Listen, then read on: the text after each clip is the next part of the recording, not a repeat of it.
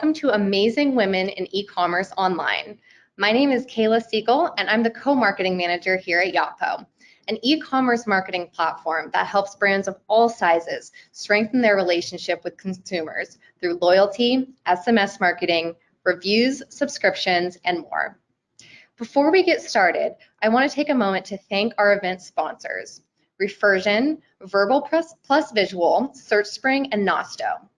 All of their sponsorship contributions were donated to Girls Inc., a nonprofit organization with the central goal of empowering and inspiring girls and young women. Now, let's talk community.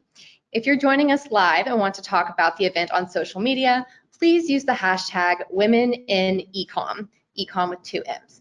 You can tag us too at WomenInEcom and at Yotpo.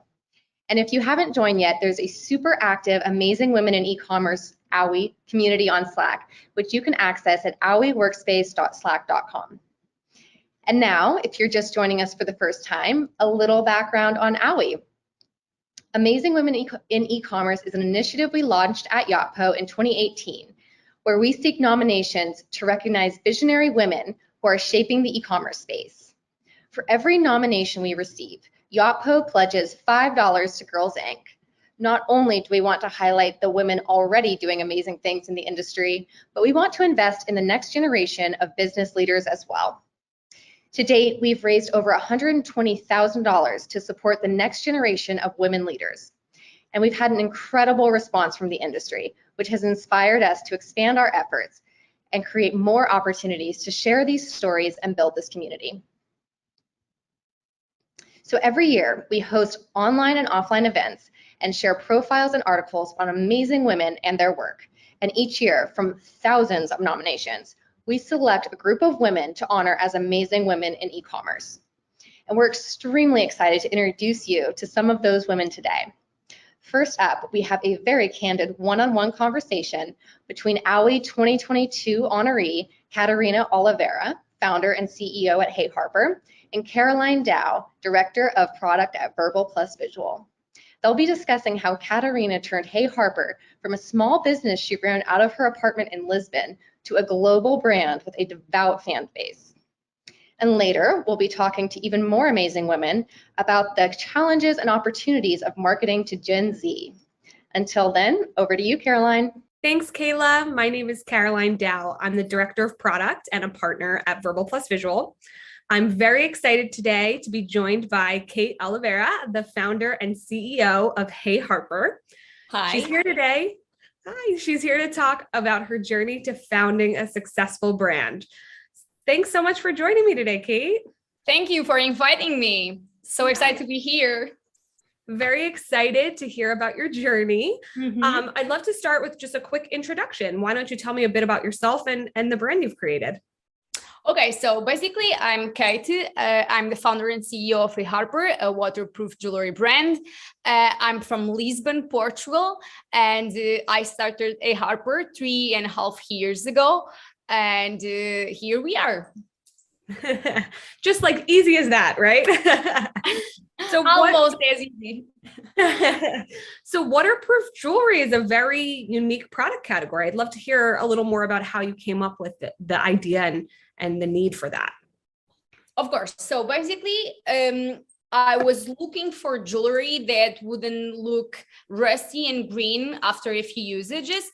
I didn't have the money to buy real gold. So it was really hard to keep jewelry for a long time. And I was getting really frustrated because I would buy something and after a few uses, it will tarnish, and it was getting really frustrating. So basically I did some research and I found a specific material called stainless steel and a specific coating called PVD that will make the jewelry waterproof. So you will be able to buy jewelry for a much smaller amount of money and still have it for a long, long time.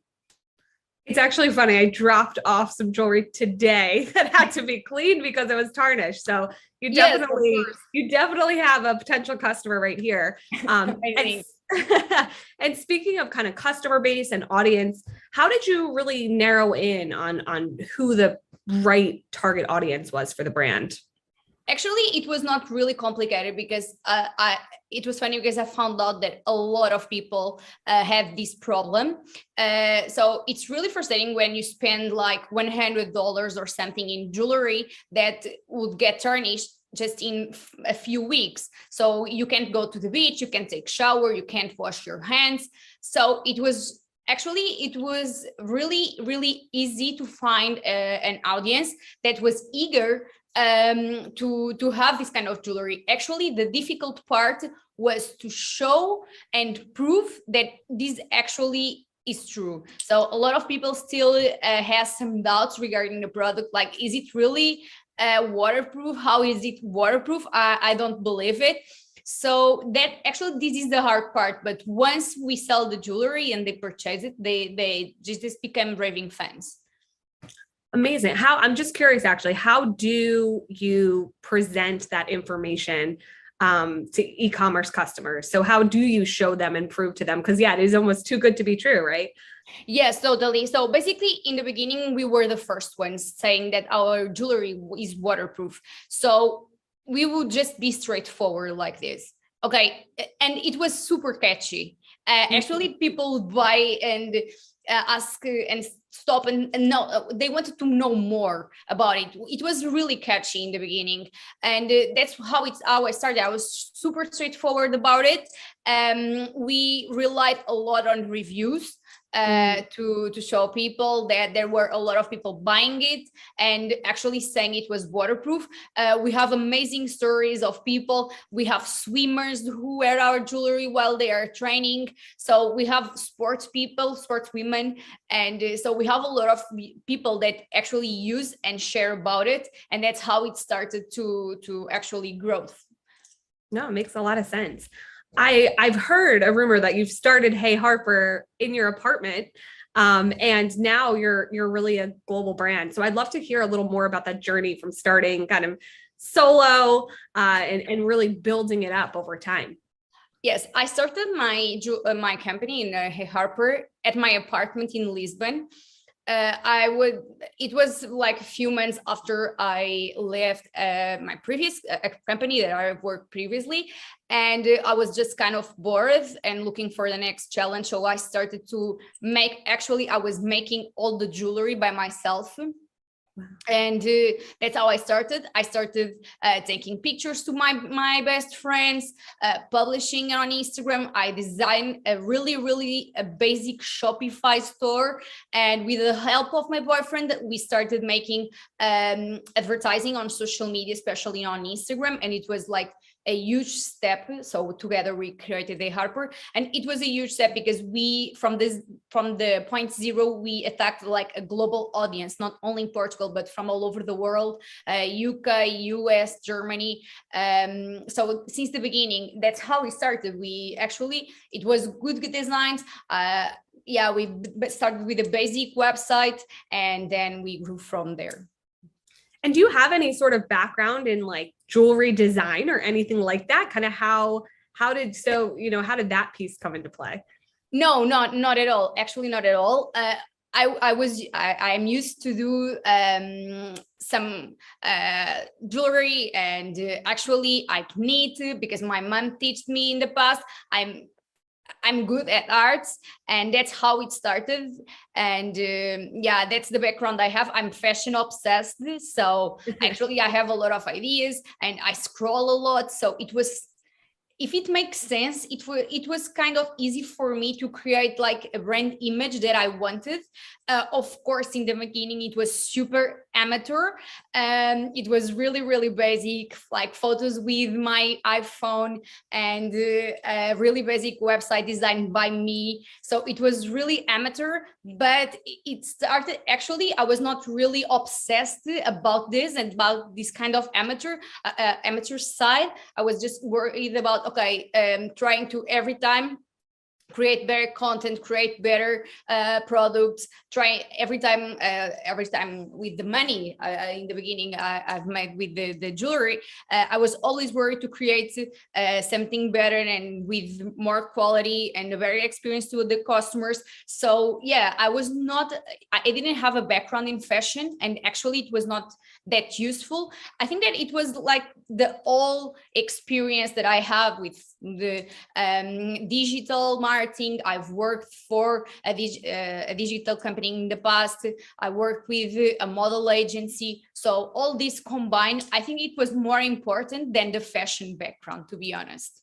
Yeah, no, and it sounds, also, I believe that Hey Harper wasn't your first foray into entrepreneurship. Is that correct? What were some of the other endeavors? Actually, it was I was bored with my job, so I always thought that I needed like a second source of income. I didn't know that it will become like my job, my actual company. But yes, in the past I've designed and I started several stores on Shopify with drop shipping. Hey Harper is not the drop shipping company, but I started several drop shipping businesses. And all of them failed miserably, but it was nice to learn and to start testing Shopify and all the tools around it, to start to know. And after the third or fourth try, a Harper just took off. I love that. I love, like, what were some of the learnings you took away from some of those failed initial endeavors? Actually, it was nice. It was really interesting in the beginning because I was super obsessed with the right product and with the right image and what I knew or didn't know. And with the Harper, it was just go with the flow. I was not obsessive at all, maybe because I didn't have much expectations about it. So I was just worried about making. In the beginning, it was really nice because I knew all of my customers, because all of them talked with me on Instagram. So it was really, really interesting from there. And it was so organic in the beginning. Right now we have several. It's a huge customer base right now. I don't know them, but in the beginning, I used to talk with them on Instagram. I was to help them styling the pieces that they would buy from us. So yeah, I think that the learning was, okay, just go with the flow, try to offer the best experience to your customers. Don't obsess about the perfect package, the perfect delivery time. Just try to be honest with your customers and create a good relationship with them. And once they know that you are in the beginning, they are more relaxed and they just understand your pains and they are happy to help you. No, that's amazing. I think having that like direct communication, that direct line of communication with customers is invaluable, especially as you're building a brand, right? And yeah. I think it's something that brands, as they scale, have a hard time continuing. But it is, that sounds like it was such a catalyst to the success that you've seen. Yeah, totally. I feel like, I'm sorry. I feel like right now, of course, it's impossible. We have customer agents that talk with all our customers and they help them, but I'm not in the front line with that. And it's for sure something that I miss because yeah, it was a connection that is really, really hard, as you were saying, to scale because who is the person behind the brand and who is the person that is actually helping them style like their outfit. Okay, Kate, I have a wedding. How can I style these jewelry pieces? And it was just like a DM message on Instagram away. And yeah, it's something really hard to scale for sure. Yeah, that's the fun challenge, how to figure out how to keep that connection, right, with your customers. Yeah, totally. So you're talking about all this growth you've seen, and I know you have more than, I think over 20 employees now. Right now. As you've grown your company, what are the top things you're looking for in the people that you hire? Because I think as a growing brand, each hire must be so important. So what are kind of some of the qualities or things that you're looking for in those people? So to be straightforward with you, the reason why Harper has the size and the success that we have right now is 100% correlated with the people that we hire. We hire really, really good people, and we try the best we can to pay them well.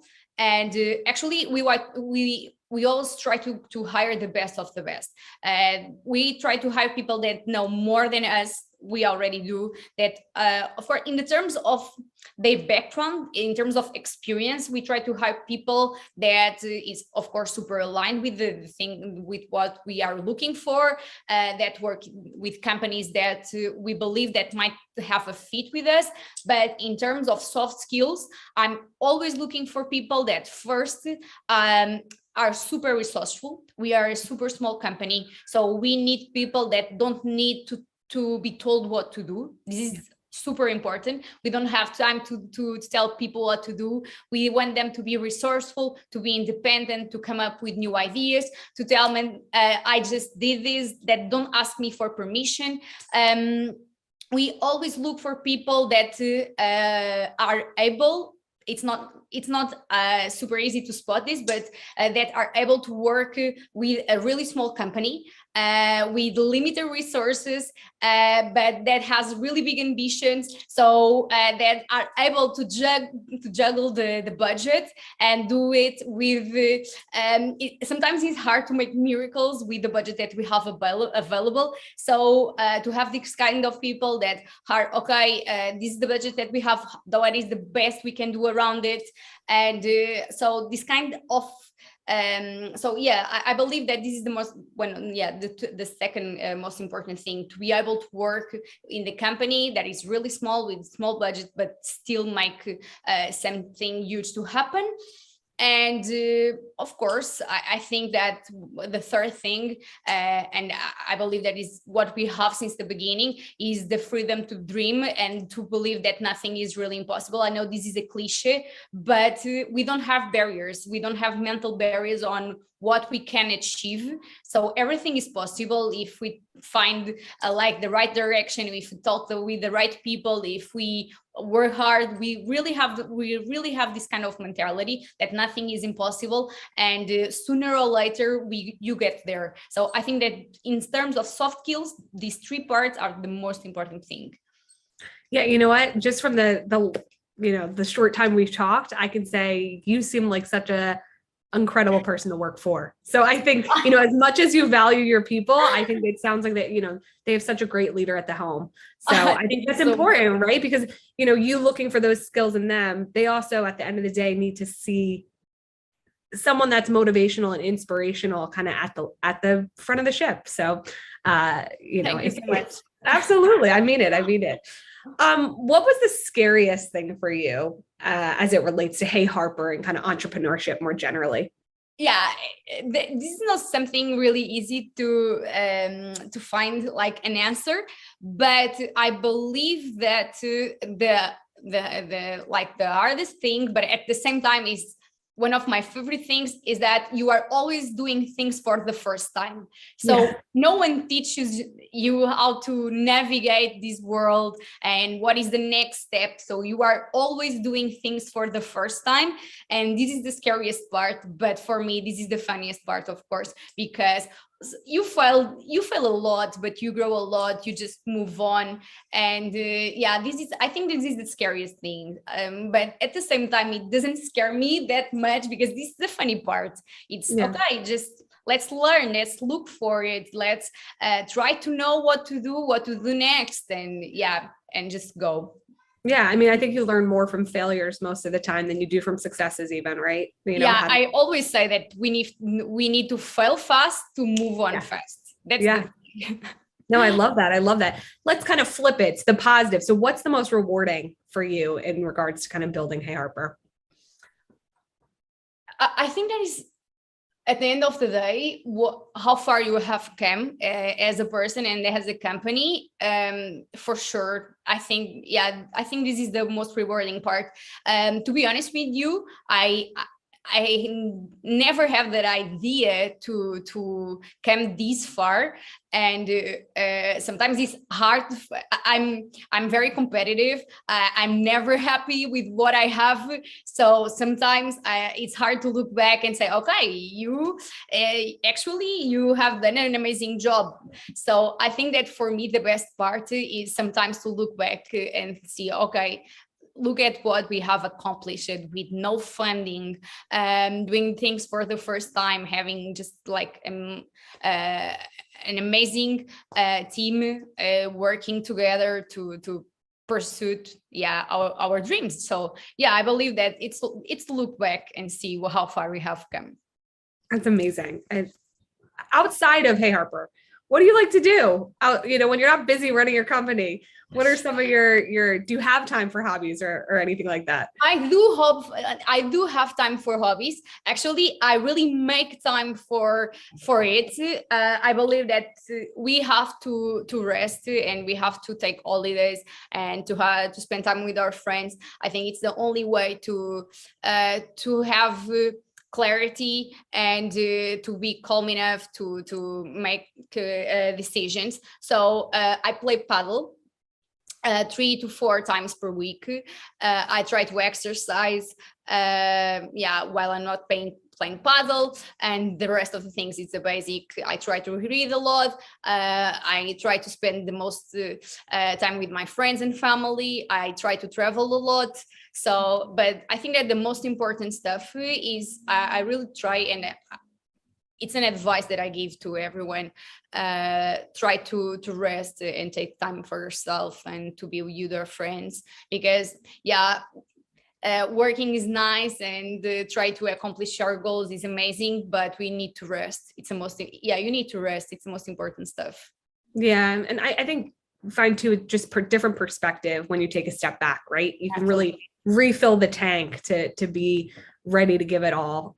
Without resting, you burn out. It's the reality. Yeah, totally. And it's something that mental health and burnout, as you were saying, it's something that is more and more common. And that culture, I think it's changing, actually, the culture of working nonstop. Finally, it's changing a bit. People are really tired, and of course with the COVID and everything, it's exhausting.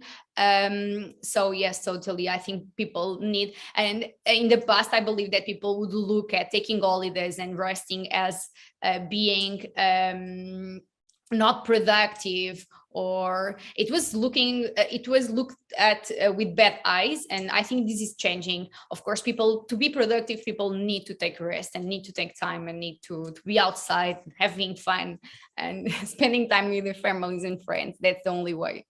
Absolutely. So what's next for Hey Harper and for you personally? Oh, there is so much to do still. For Harper, we are going to launch new product categories until the end of the year, which I think it's going to be huge. We are going to try to launch, to move a little bit, of course, in the accessories zone still, but new categories, trying to test new products. And we are going to start with physical retail. We born like a DTC brand with e-commerce is still our main channel, but we are testing in the waters with physical experiences. We already have one showroom in Portugal. We have retail partners that sell our products physically, but we are going to have a pop-up store until the end of the year. So in 2022, this is the main thing that we are going to do at the Harper, besides, of course, growing our already the channels we already have, growing our presence in United States, UK, and Germany. But the big stuff right now is trying to test the waters with new categories and the physical retail. For me personally, I'm still having fun with the Harper, a lot of fun. I really believe that we are still in the beginning. So I'm really, really happy working there and building the company. We are in the beginning, totally, still so much to do, but I'm starting to feel the need to teach my knowledge, especially maybe to university students. So I believe that until the end of 2022, I will try to start teaching some classes or something like that. It's something that I'm still working on it, but maybe to work with the university, trying to teach like the next generation what I've learned until now. I love that. You're really giving back to, and sharing, spreading all that you've learned. Yeah, I really believe that we have, with the experience that I have at university, I believe that we still have a lot to do in terms of helping people to have the right mindset to start companies and building business and scale, at least in Portugal, but I believe around the world. So yeah, it's something that I really want to work on to help people to develop this kind of mindset and help them grow. That's amazing. Well, good luck in this next stage Thank of you your journey. so much. I really appreciate you joining me today and telling us more about really the inspirational path that you've been walking down. Yeah, back to you, Kayla. Thanks, Caroline. And now we're going to dive into a very hot topic right now, marketing to Gen Z. Carmel Zine, Yotpo's Senior Marketing Manager for APAC, will be moderating a panel of e-commerce and Gen Z experts, including Kim Zorn, AWIE 22 Honoree and Global Performance Director at Princess Polly, Alyssa Thomas, e-commerce manager at AWIE, and Kate Massey, head of APAC at SearchSpring. Take it away, Carmel. Welcome to AWIE Online, everyone, for the do's and don'ts of marketing to Gen Z. My name is Carmel Zane and I head up the marketing at Yotpo Australia. And today I'm joined by a very exciting and inspiring panel of Gen Z experts to talk about what makes this generation so different and how brands can better connect with them to build loyalty and to boost sales. So very excited to announce and introduce our three panelists today: Kim Zorn, the Global Performance Director at Princess Polly, Kate Massey, Head of APAC at SearchSpring, and Alyssa Thomas, Ecom Manager at Age. Thank you, ladies, so much for joining us today. Thanks for having us. Yeah. Pleasure. So I'm just going to get started and get you all to do some quick intros so you can introduce yourselves to everyone. Just tell me a little bit about what you do at your brands and the experience you have with marketing to Gen Z. I'll start. I'm Kim. I'm managing the Global Performance Department at Princess Polly, overseeing over 30 channels and paid and organic performance. I joined Princess Polly 3.5 years ago now, originally from Germany, came to Australia 5 years ago and have 10 years of experience in the marketing industry, a little bit of agency and brand experience. And yeah, excited to be on that panel. Thank you. Great. And I'm Kate, head of APAC for SearchSpring. Let me start by saying when I was first asked to speak on this topic, I instantly had a flashback to the time I got my 13-year-old niece banned from Instagram. I was chatting to my sister how my niece was now my #1 fan, liking all my Insta posts, and I didn't realize she wasn't allowed Instagram and her mum didn't know she was on it. So sorry, Michaela. So I wasn't sure I was the best equipped to speak on this topic, but I do have over a decade of experience as a career marketer. I'm really looking forward to unpacking the insights into today's session.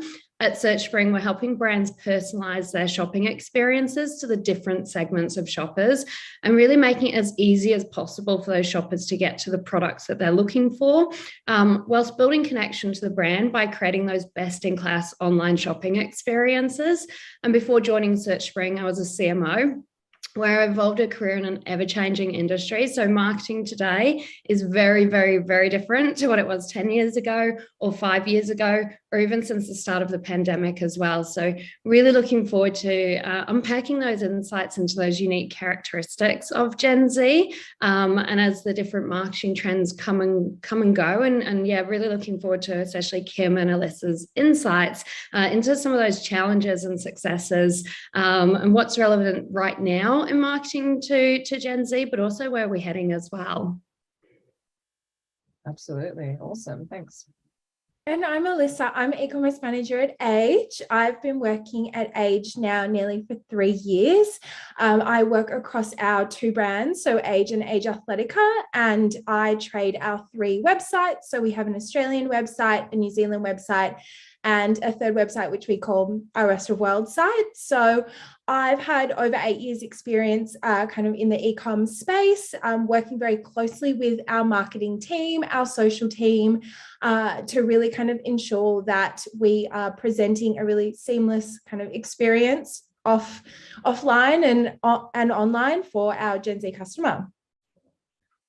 Amazing. Thank you all. I'm so excited to unpack this topic with you. I think where we'll start, I mean, obviously we know that this Gen Z, they have a huge buying power, combined buying power of 143 billion actually, which is huge. And the oldest cohort within this group are just a couple of years out of uni or college. So what would be interesting to understand is, how do you think they differ from generations before them? So I think within your brands, you might have a few different demographics of generations who are shopping with you, and you've also seen the previous generation. So what's so different and unique about this one? Let's start with you. Yeah. For us, like Gen Z is definitely, if you read studies, they're the most diverse and most educated generation there is. And I've recently read a study that the attention span is decreasing from 12 seconds, I think it was in 2000, to now 1.7 seconds for social media users, which is really low. But for us, we see that the attention span is not decreasing, it's just evolving. We do have, Gen Z, they're used to Netflix that shows you like what you like and, only movies and series that you prefer. Same with like Spotify, like it's all tailored to your interests and needs. And that's what we see, that Gen Z really wants content that they want and they need, and that mirrors their interests. What we do is, we work a lot with personalization, and we tailor content to certain platforms, native ads, to engage our customers and to make it engaging as possible and as interesting for them as possible. Awesome. Alyssa, do you have anything to add to that? Yeah, of course. I guess what we've really noticed as a business is that they're kind of a much harder generation to please. So they know exactly what they want, and they're kind of not afraid to tell us what they want from us. I've also recently read, and it kind of, I didn't even realize, but it makes sense, that they are the first generation to have been raised completely on technology. So they have access to the internet all times of day, that they're really a generation that may want to make a change. And I think that's quite evident, and they're really determined to kind of use their power to kind of better the world we live in. What we've really established at AWIE is that Gen Z, they really need more from us than just buying into our product. So they want to know as a business what we're doing as well to make a change. So what are our business values? And what they not only want from a valuable product is they want our product to provide value in their lives. Really, realistically, they don't just buy from us for the sake of it. There has to be a real point to it. And that's what we really have established recently. Yeah, I really like that. We class them as those digital natives, so the generation that are excited and engaged by experiences. One of the things I find really interesting is they're also, because they are that savvy, they're training algorithms to show them more content that they enjoy through liking, commenting, and sharing on the content that appeals to them most as well. So they're actually training the algorithm to give them more of what they're engaging with too. Yeah, totally. Which I guess, Kate, I know you work with a lot of brands to enable unique ways to engage shoppers, and that's the power of SearchSpring, really. Can you give us some tips on how brands can really approach this type of marketing? Yeah, absolutely. I think one of our standout clients when it comes to mind when talking about marketing to Gen Z has to be one of the brilliant and unexpected, I would say, huge success stories that is the AWIE. So they're a client of ours. Their tagline on Instagram is like a jumper crossed with a blanket, crossed with a cloud, right? And who would have known this wearable blanket would be the success it is? And they absolutely have a mobile first strategy. Their social and influencer marketing quite literally exploded. But also, it's not just about selling one product for the AWIE. It's really looking at growing the average order value through their bundling, their promotions around buying for family or friends or loved ones. And they really look at capturing that seasonal and holidays and trends with new product drops. And as I was seeing on their Instagram today, they don't just do new product drops, they do limited edition product drops, right? So creating that scarcity piece as well. And that, as the Gen Z might say, the FOMO, so that fear of missing out if they don't take action before it sells out. They have so much engaging user-generated content as well, and that content that they're putting out there is also encouraging their audience to engage with that content too. So whether it's the surveys or the polls, or submitting that user-generated content as well. And I think there has never been a better time than right now with the hoodie. Again, it is cold outside. Kim and I were at the iMedia gala dinner the other night, and I think everyone would have loved to be rocking around in hoodies because it was cold even on the Gold Coast. And I'd say that if you're not already, like if you're looking at marketing to Gen Z and you're not already following the hoodie on Instagram, just head over there, give them a follow. They're doing a lot of really clever and engaging things that can be applied across the different brands that people are working with. Yeah, nice. My daughter definitely wears her hoodie to Coles and Woolies at night, and it's the best because I don't have to worry about her keeping warm, and she loves it, so it's good. But I love that you spoke a little bit about the mobile consumer and how the new consumer want to be communicated with, and even touching on that emotional based marketing. So something I know works really well for Princess Polly, of course, is SMS marketing, and you guys are just killing it with how you're doing it, seeing amazing ROI. And clearly you're doing something right with that. So could you, Kim, give a little bit of advice on how to use that tool effectively? Sure. Yeah, when we evaluated SMS, I think 2.5 years ago, I was definitely a little bit skeptical because I always saw SMS as super spammy, and I did not want our customers to feel like we spam them. So there's a lot of things that you can do wrong with SMS, but for us, SMS now is one of the most powerful channels that we have in the business. And yeah, I'm a big SMS fan. The ROI that we see is extremely high and higher than on other channels. For us, when we set up SMS, we built a text club. So my vision for the program was to only send exclusive offers via SMS, and to get people excited if they get an SMS for us, rather than being like, oh God, that's like another product release, or like, they don't want to hear from you like 5 times a week. And it's nice to hear like so many customers reach out and they say, we're excited to get an SMS. So yeah, that text club is like an exclusive club. They always get offers that you can't find on the page. And I think what's really important as well is personalization. We always include their name if we have it in the SMS. And we also use SMS specific discount codes. So if we have a 25% discount offer, we use codes like SMS VIP 25 or SMS 20. And we always include that whole SMS or text message club in like our discount code strategy as well. So good. I love it. And I just want to go to you, Alyssa, because I know at Age you're using a number of different marketing channels and you're across all of them, which is amazing. Can you talk to us about some of the channels that you've seen the most success for this particular group of shoppers?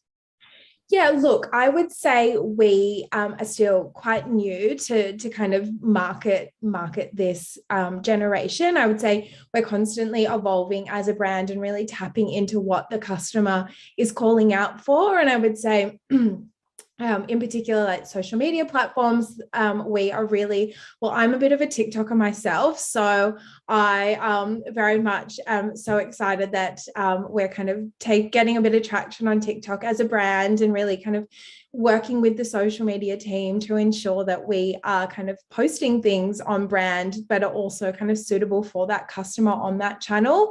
But look, as ecom manager, my kind of biggest focus is really ensuring that our mobile site is really kind of seamless. And like I said before, the Gen Z customer is kind of known to be shopping from device and from platform to platform, and just making sure that the customer feels like they're kind of getting that same on-brand journey from Instagram to the website to TikTok, that it's kind of the same message that we're really conveying. And it's all really about authenticity. I think if you're a brand and you're trying, I think, a bit too hard to play down to a particular generation, I think it really does show. And I think it's just really being authentic as a brand.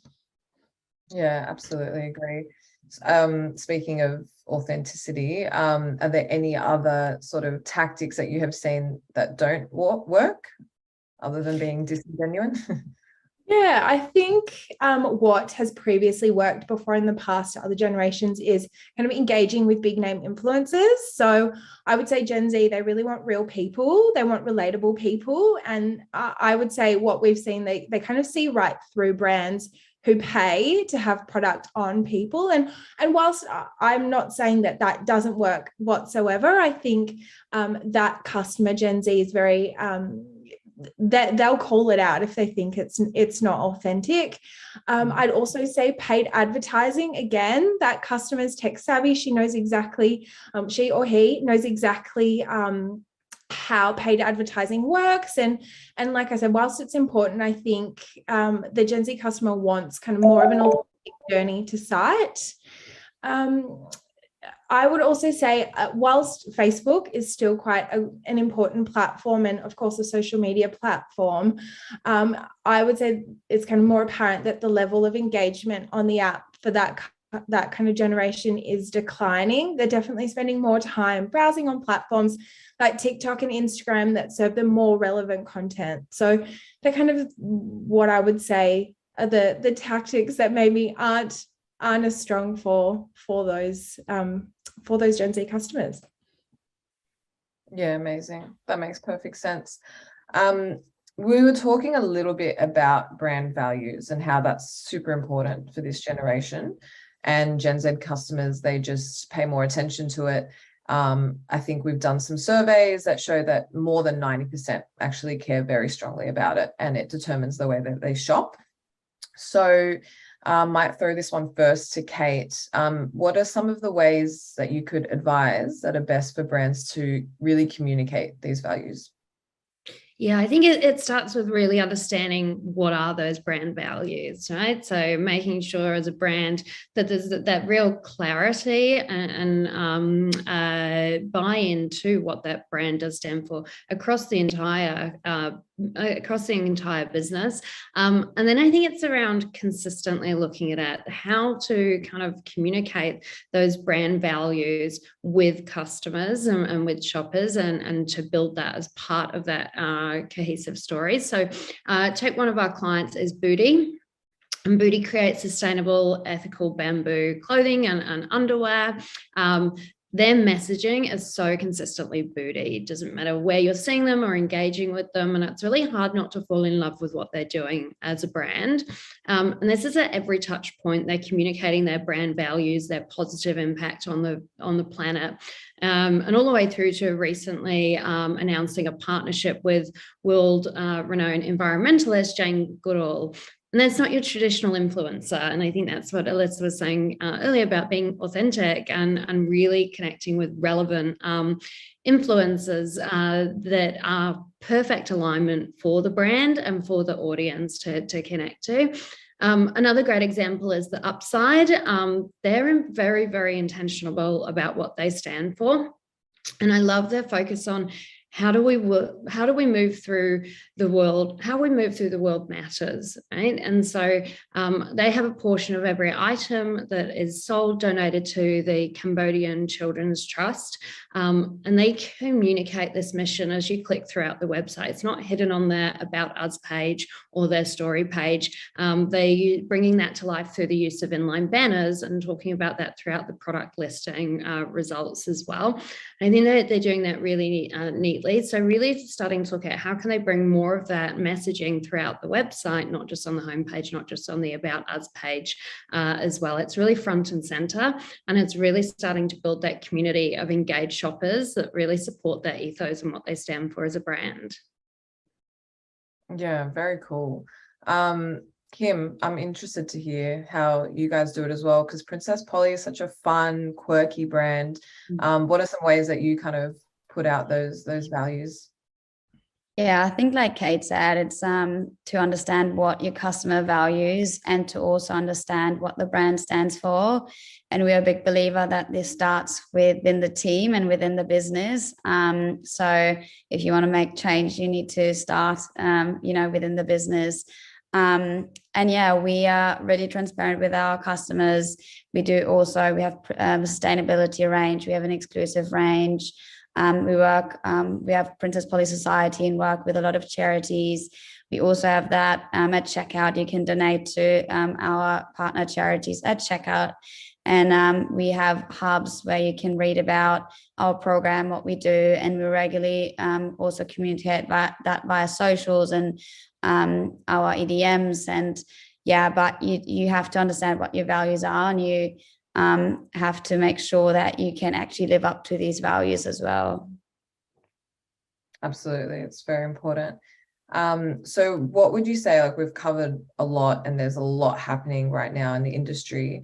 Can you think of what might be coming next for e-commerce and Gen Z in particular? Yeah, I think for us, what we're looking into is live shopping. It's definitely something that I feel is like on the rise. We haven't figured it out yet. We're on the way, but I think that could potentially be the next big thing in the industry. Very interesting. Alyssa, do you have anything to add? Yeah, absolutely. I think we very much, well, me in particular, am very curious about this whole live streaming scenario. We've already sort of seen it with one of our kind of customer groups that we have at Age, who already are doing this live streaming situation. So very keen to kind of tap into that a bit further. I think as well, what's really important and kind of, I think for this generation is the continual use of like UGC. So I would say that the most genuine content that we get is generated by our consumers. So kind of not rewarding them, but kind of utilizing the content to reach back out to the customer, and kind of it's like closing that relationship loop.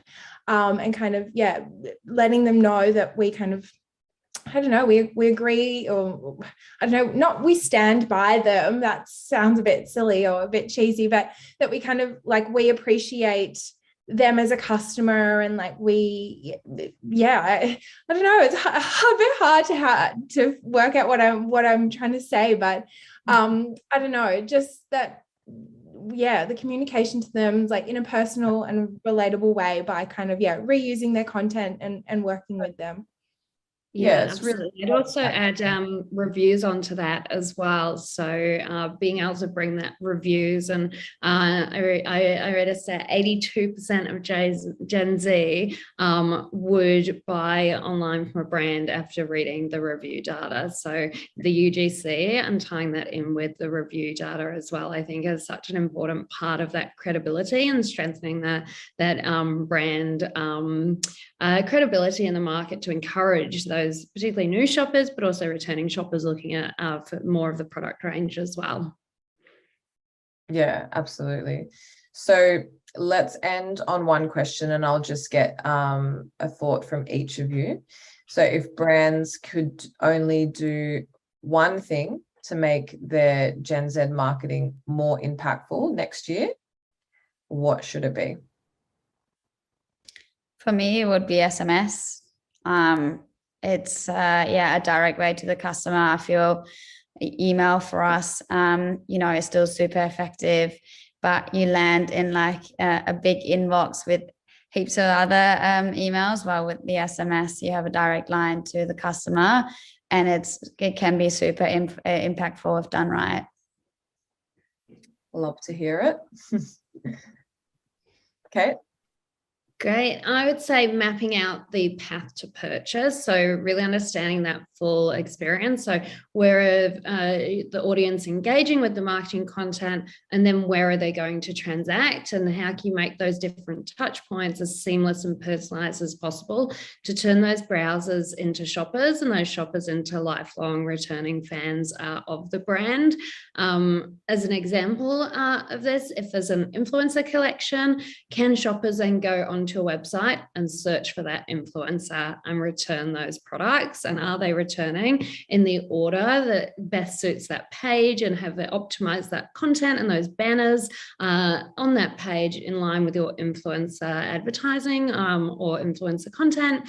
And then how do you then tie that into growing things like the average order value through AI-driven personalization of what are they most likely to purchase based on what other similar shoppers have gone on to purchase as well? And really then tying that into that email marketing strategy as well. So what have they done on site when they've come to site, and what is then going to what are they then looking at to influence that future purchase behavior as well? So I think, yeah, just that optimizing that path to purchase can see really great results in further improving conversions and therefore generating that return on investment on that marketing spend as well. Nice. Thank you. Sorry, I just need to cough. Go for it. Sorry, guys. Sorry, I hope you can get that out. I would say personalization for us as a brand, that's where I would say from an ecom manager, I see kind of the biggest impact in the next year. We've spoken to it a bit already, but I think prioritizing bringing kind of that human element, the brand values in an authentic and relatable way through your strategy. I think it very much comes down to business values, and I think, Kim, you touched on it before. I think if the team you hire live and breathe those business values, I think it reflects in the work they produce. And again, touching on it, I think that just kind of it shows the authenticity of the work that's coming out. And I think that customer, the Gen Z customer, will be able to see it and relate to it. Amazing. Guys, thank you so much. It's been so insightful. I'm really excited to see the next chapter of all of your journeys. And thank you so much for sharing your thoughts with us today. Thanks for having us. Thanks, Carmel. And that's it for our amazing Women in E-commerce online event. Thanks so much for joining us. And if you haven't yet, join us on Slack, where we'll keep the conversation going. And if you want to talk about the event on social media, remember to use the hashtag Women in Ecom. And you can tag us too at Women in Ecom and at Yotpo. And finally, we'll be sending the recording link out to everyone who registered, so you can see anything you missed and share it with your colleagues. Thanks for joining us, and we'll see you at the next AWIE Online.